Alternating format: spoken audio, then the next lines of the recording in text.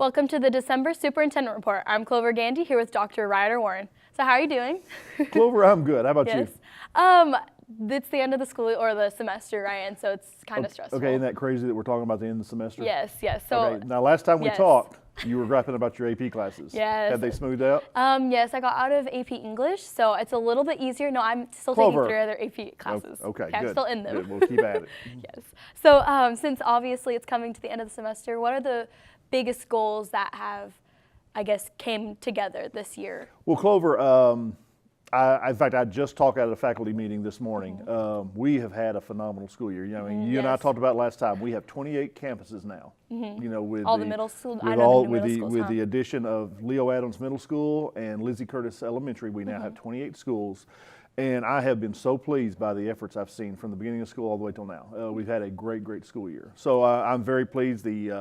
The academic bar continues to rise. Definitely. Seeing great efforts. You know, there are a lot of things. I'm very proud of our elementary schools. They're doing a great job. Middle schools, you know, a lot of the activities that we focus on are high school activities. But you know, from our fine arts programs to our athletic programs, we've had a great semester. So I'm just very pleased all the way around. Definitely, and like I was really excited for playoffs. Honestly, like Absolutely. That was fun. But yeah.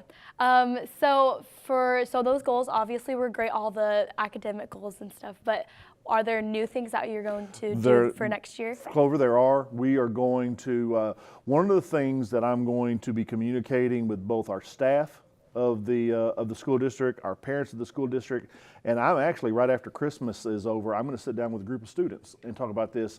The Texas legislature is going to start meeting right after we get back from Christmas. They go from January and hopefully end in about end of May. Okay. And our school board members, the 7 board members, have gotten together and we have created what we call NISD priorities, legislative priorities. And those are about 15, 16, 17 very important issues that will affect us in Austin if they're not taken up by our legislators. We have 5 state representatives. We have 3 state senators who represent our school district. Depending on where you live in the district, they represent us. And we have got to start talking to them truly about what the needs are for our students, for our programs, for the district as a total, in total. So who all is included in that? Like, are students included that at all, or no? How do we are. And again, I bring together a group of students every year. Usually we take them from the leadership groups, either the Student Council, National Honor Society, just students who have a propensity for leadership, and I go through the full meal deal with them. And what I usually do, we have a meeting in my office, in the central office, and we talk about the issues and everything like that. And our students are up on the issues, really, Clover. They really are. I'm very proud of and pleased with our students being so politically astute.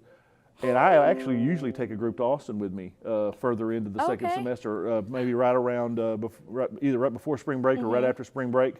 And the students have participated in hearings. They have talked to state representatives and state senators, and they're very easily able to grasp the needs that we have in the district. And what really impresses me, that more times than not, our students are able to really voice their needs of what they need from me, what they need from the district for their future. Yeah, of course.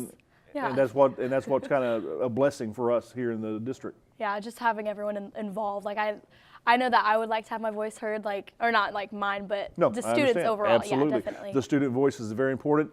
One of the points I'm very much trying to make is the teacher voice is so important. You know, if groups of teachers around the state, and you think about the thousands and thousands of teachers in the state of Texas, we have 1,600 of them here. And if they got together, spoke in one voice, parents are a huge group that need to make sure, and I'm not talking about just contacting a representative one time. I'm talking about bugging them all the way from January to May. Because, again, we have to have our voice known. A lot of the things we do depends on the legislative decisions, and so we're very much looking forward to that starting up in January and hopefully getting some very good decisions out of Austin. Yes, of course. So parents right now can participate in the online surveys. What exactly is that about? We are also, well, again, what we just talked about, student voices are important, parent voices are important. I made a video a couple of weeks ago about this, and what I said to that, Clover, is, as funny as it seems, we're not even through with the first semester. We're already starting to plan for next year. Yeah, definitely. I mean, we, the district the size of ours, we have to always look forward. So we're starting to plan for next year. One of the most important things that we do year to year is really understand the needs of our students and the needs of our parents. And so we've already started the survey, and until I believe December the 14th, parents can go online. If they can't get online at home, they can come up to school and do it.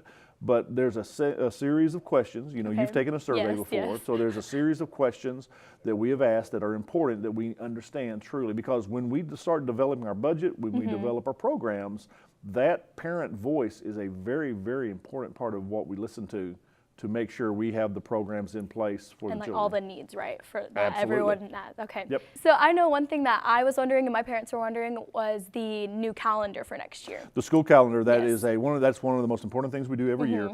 Clover, we have a district committee set up.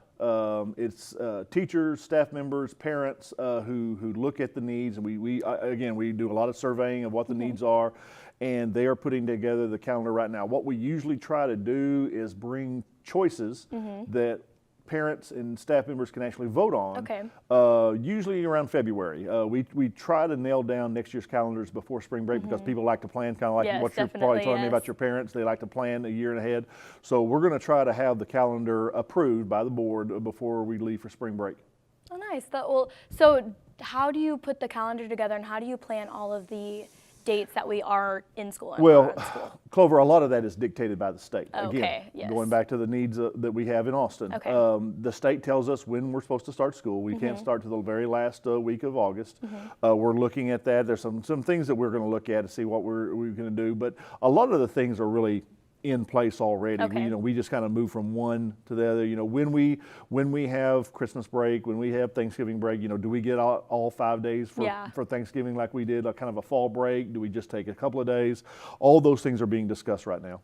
So can you tell me a little bit about the holiday cards that you guys have put together? Oh, Clover, we have a great process that we've had in place for quite a while. We ask students in our fine arts, in our art departments, to create holiday cards. We make it into a contest. 1 year it's elementary school, 1 year it's secondary schools. Oh, okay. And we choose the one that we choose. We have people vote on it from all over the district, and the one who wins, actually, that is our district card, and we send those all over the state of Texas. Love that. And we put the student's picture and a little information and their name about and stuff about them. Oh, that's nice. that. It is very. I really love doing that. That just really kind of personalizes things for us, because we say kids come first, and we really want to portray how talented our students are, which we have so many talented students. So that's. And in fact, this next board meeting in December, we will introduce the winner. We will have the winner by then, and we'll introduce the winner to the board.